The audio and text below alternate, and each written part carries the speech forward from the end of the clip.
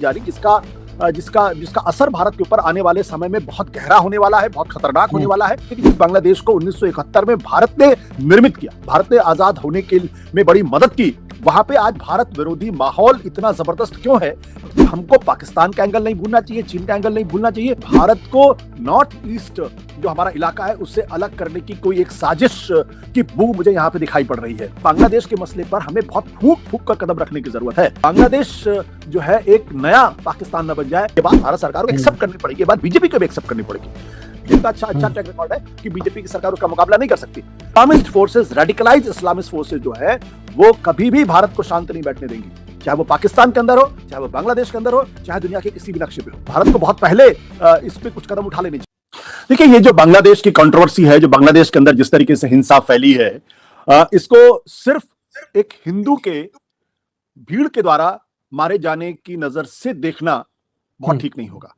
बिल्कुल, इस देश के अंदर कहीं भी हिंदू की मृत्यु हो या उसको मॉब लिंचिंग हो तो उस पर चिंता होनी चाहिए, उसकी भर्त्सना होनी चाहिए, उसकी निंदा की जानी चाहिए। लेकिन दुर्भाग्य की बात क्या है कि इसको सिर्फ इसी एक नजर से देखने की कोशिश की जा रही है। मुझे लगता है कि बांग्लादेश का जो ये पूरा एपिसोड है, ये पूरा एपिसोड भारत के लिए एक बहुत ही खतरनाक बिंदु है। बहुत ही खतरनाक स्थिति वहां धीरे धीरे पैदा होती जा रही, जिसका असर भारत के ऊपर आने वाले समय में बहुत गहरा होने वाला है, बहुत खतरनाक होने वाला है, और इसकी बहुत बड़ी कीमत भारत को चुकानी पड़ सकती है अगर समय रहते इसको रोका नहीं गया या समय रहते इसके खिलाफ कार्रवाई नहीं की गई। तो हमारे यहाँ जो एक परंपरा ये हो गई है कि चीजों को सिर्फ एक एंगल से देखने की बात है, और उसके बाद उसको लेके आप मोदी जी की खूब तारीफ करिए, खूब उनके बारे में बड़ी बड़ी बातें करिए, और फिर जो उसकी बड़ी तस्वीर है, जो बिग पिक्चर है, उसको आप भूल जाइए। बांग्लादेश के बारे में जो एक चीज बहुत महत्वपूर्ण है वो ये कि सबसे पहले हमें तो ये समझना चाहिए कि जिस बांग्लादेश को 1971 में भारत ने निर्मित किया, भारत ने आजाद होने के में बड़ी मदद की, वहां पे आज भारत विरोधी माहौल इतना जबरदस्त क्यों है कि वहां हिंदुओं की लिंचिंग की जा रही है, भारत से संबंधित जितने प्रतीक चिन्ह उनको खराब करने की कोशिश की जा रही है, भारत के हाई कमीशन को वहां घेरने की कोशिश की जा रही है, उन पर पत्थर फेंके जा रहे हैं, उन पर हिंसा की जा रही है। एक तो बात बड़ी चीज है, इसको हमें समझने की जरूरत है। दूसरा ये समझने की जरूरत है कि जिस तरीके से वहां पर इस्लामिस्ट फोर्सेस वो आगे बढ़ती हुई नजर आ रही हैं और सत्ता पे एक तरीके से कब्जा करने की कोशिश कर रही हैं, उसका भारत और भारत की विदेश नीति पे क्या असर पड़ने वाला है। तीसरी बात जिसमें समझने की बात वो ये है कि आखिर इसमें पाकिस्तान की भूमिका कितनी बड़ी है। क्या पाकिस्तान, जो बांग्लादेश में जो कुछ भी घटना हो रही है उसका पाकिस्तान से कोई लेना देना नहीं है, या पाकिस्तान बांग्लादेश के बहाने भारत के खिलाफ कोई बड़ा षड्यंत्र रच रहा है, भारत को सबक सिखाने की कोई दूसरी रणनीति पर काम कर रहा है। चौथी बात, क्या इस घटना के पीछे चीन का भी हाथ है, और अगर चीन का हाथ है तो क्यों है, किस लिए है, इसके पीछे के कारण क्या है। ये चार चीजें जो मैंने आपको बताई हैं, इनको हमें समझने की जरूरत है।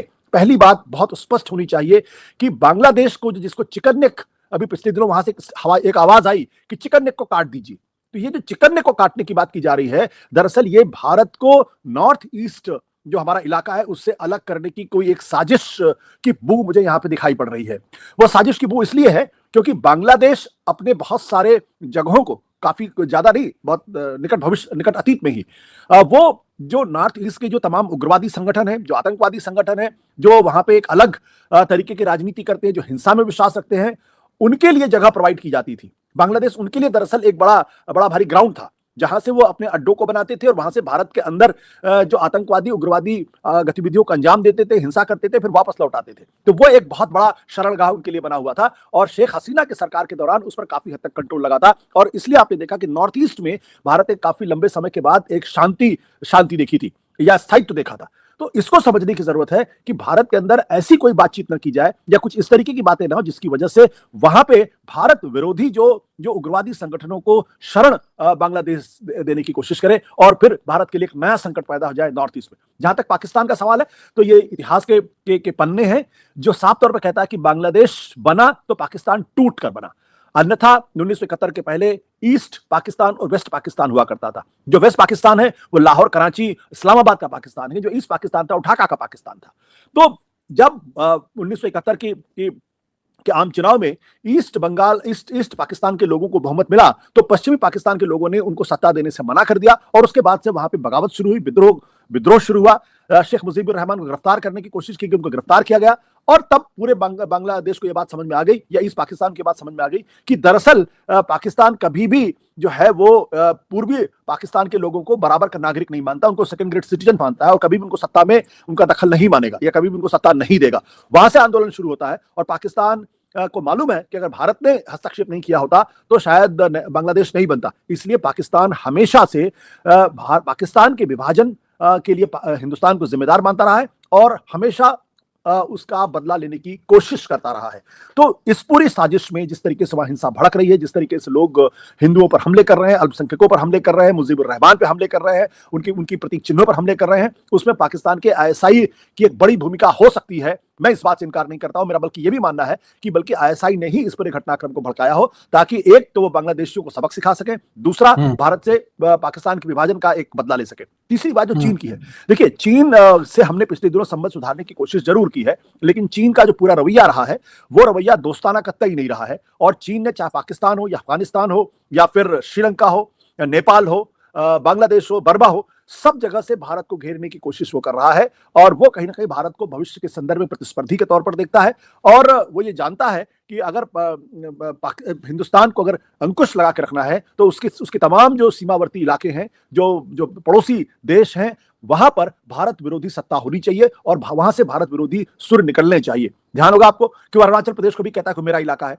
वहां पे जब राष्ट्रपति जाते हैं या कोई और जाता है तो किस तरीके से वो एक आवाज वहां से वो बुलंद करने की कोशिश करता है। अभी एक भारतीय महिला अरुणाचल प्रदेश की जो चाइना गई थी ब्रिटेन से, उसको कैसे प्रताड़ित किया गया। जी, तो ये एक तो हमको पाकिस्तान का एंगल नहीं भूलना चाहिए, चीन का एंगल नहीं भूलना चाहिए और साथ ही साथ जो आतंकवाद और उग्रवाद की जो समस्या बढ़ सकती है उसको भी ध्यान रखना चाहिए। इसलिए बांग्लादेश के मसले पर हमें बहुत फूक फूक कर कदम रखने की जरूरत है, हमें बहुत संभल के कदम रखने की जरूरत है, हमें थोड़ा सा संयम बरतने की जरूरत है और ऐसी ताकि वहां पे बांग्लादेश जो है एक नया पाकिस्तान न बन जाए। हम ऑलरेडी पश्चिम पाकिस्तान में देख रहे हैं किस तरीके से कश्मीर में उग्रवाद है, वो पाकिस्तान स्पॉन्सर्ड है, किस तरीके से चीन पाकिस्तान को लगातार मदद कर रहा है। ऐसे में अगर बांग्लादेश के अंदर भी उसी तरीके से आतंकवादियों का अगर शरणगाह बन जाएगा तो फिर नॉर्थ ईस्ट में बड़ी दिक्कत पैदा हो जाएगी और भारत के लिए एक साथ कई फ्रंट खुल जाएंगे।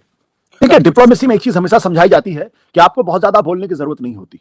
अगर आपको लगता है कि बांग्लादेशी या रोहिंग्या भारत की राष्ट्रीय सुरक्षा के लिए एक बड़ा खतरा है तो ये काम, उनकी पहचान और उनको डिपोर्ट करने का काम बिना छत पर खड़े होकर चिल्लाए भी हो सकता है। आप जब छत पर खड़े होकर चिल्लाते हैं तो भले ही उसका ग्राउंड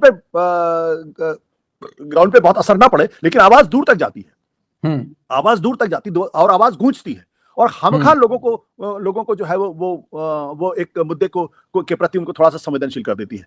जब आप रोज बांग्लादेशियों के मुद्दे को, देश के गृह मंत्री, देश के प्रधानमंत्री, देश के तमाम बड़े कैबिनेट मिनिस्टर जब उसको बड़े पैमाने पर नाम ले लेके, बांग्लादेश का नाम ले लेके, जब बांग्लादेशियों का नाम ले लेके कहते हैं तो उससे समस्या पैदा होती है। ये बात भारत सरकार को एक्सेप्ट करनी पड़ेगी, ये बात बीजेपी को भी एक्सेप्ट करनी पड़ेगी। मेरा कहना यह है कि बांग्लादेशियों का विदेशियों का मुद्दा एक बड़ा मुद्दा हो सकता है। हालांकि जो बीजेपी सरकार का जो परफॉर्मेंस है इस मसले में, डिपोर्टेशन का, वो बहुत ही खराब परफॉर्मेंस है। मेरा मानना है कि वो मुद्दे को उठाते हैं लेकिन इस पर उनकी कोई दिलचस्पी नहीं कि कितने बांग्लादेशियों को आप डिपोर्ट करना चाहते। उस मामले में मनमोहन सिंह की सरकार का जो ट्रैक रिकॉर्ड है वो बहुत अच्छा है, कई गुना बेहतर, इतना अच्छा ट्रैक रिकॉर्ड है कि बीजेपी की सरकार उसका मुकाबला नहीं कर सकती। लेकिन ये काम मनमोहन सिंह ने बिना बांग्लादेशियों का मुद्दा चिल्लाए हुए किया था। वो ज्यादा कारगर इश्यू है, ज्यादा बेहतर तरीका चीजों को हैंडल करने का। इसलिए मैंने कहा कि आप चिल्लाएं और वाकई में बांग्लादेशियों की पहचान करके डिपोर्ट ना करें, वो बेहतर स्थिति जिससे भारत को नुकसान हो, या आप चिल्लाएं ना लेकिन बांग्लादेशियों की पहचान करके लगातार डिपोर्ट करते हैं। कौन सी बेहतर रणनीति है? डिपोर्ट आशुतोष सर, बस एक बात बोलनी थी। अभी केरल में छत्तीसगढ़ का आदमी हिंदू था, तू बांग्लादेशी है क्या, और मॉब लिंचिंग हो गई। 3 दिन 4 दिन पुरानी बात। इसलिए मैंने कहा कि ये जो स्थितियां हैं वो स्थितियां अच्छी नहीं है आपको। और जो जिससे कहते हैं राजनीति शास्त्र में और डिप्लोमेसी में अक्सर यह कहा जाता है कि राजा को ज्यादा बोलने की जरूरत नहीं होती, राजा का तो इशारा हो जाए तो दुनिया इधर उधर हो जाती है। आपको यह करना है कि देश को बांग्लादेशियों की पहचान करनी, आप करिए ना पहचान, शांतिपूर्ण तरीके से करिए, उनकी पहचान करिए। बांग्लादेश सरकार को टेलीफोन पर करके बोलिए कि देखिए इतने लोग हैं, आप इनको वापस दीजिए, नहीं लेंगे तो आप हमें कुछ कार्रवाई करनी पड़ेगी।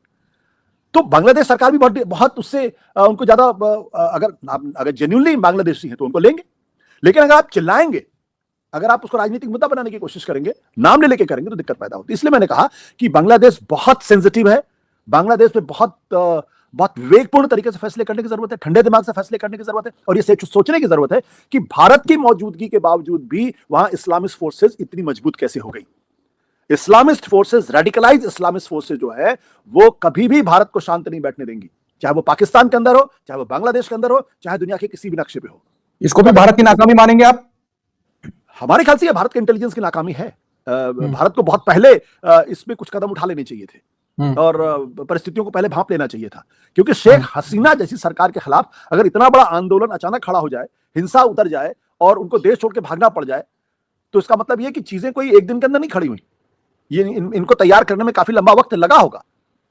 तो जो सजग इंटेलिजेंस एजेंसीज होती हैं वो समय से बहुत पहले ऐसे बहुत सारे काम कर देती हैं जिससे कि वहां पे जो उनका देश है वहां पे उनके खिलाफ कोई बहुत माहौल ना बन पाए।